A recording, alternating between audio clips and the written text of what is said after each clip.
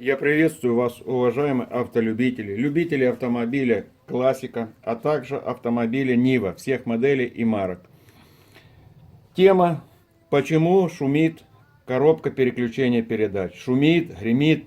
При выжиме сцепления абсолютная тишина. Когда сцепление отпускаете, идет шум, идет рокот.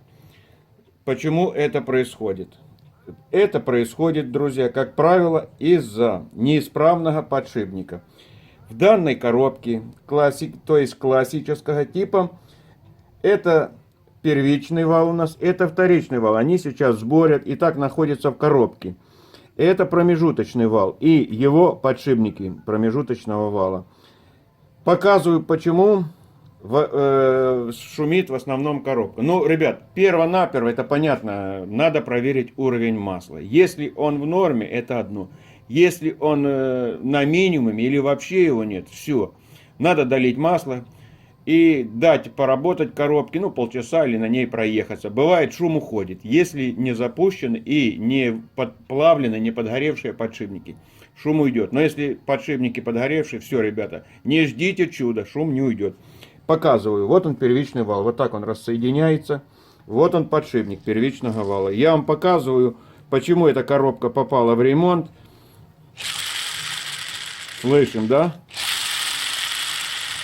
Все, подшипник негожий. Подшипник я этот промыл, подготовил к замене. Затем, далее, может износиться вот этот игольчатый подшипник. Или же посадочное место под игольчатый подшипник.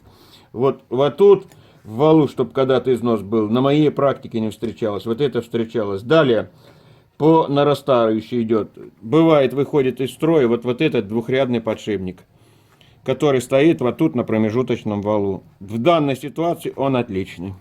Затем, далее, бывает очень редко, правда, но выходит из строя вот этот шариковый подшипник. Он идентичен этому подшипнику, но служит гораздо дольше. И выходит очень-очень редко. Далее, по нарастающей. Ну, друзья, вот этот подшипник, как бы роликовый, чтобы когда-то вышел из строя, моей практики не было. Это очень сильные роликовые подшипники. Надеюсь, я вам коротко и ясно разъяснил, почему шумит, почему гремит коробка на классике.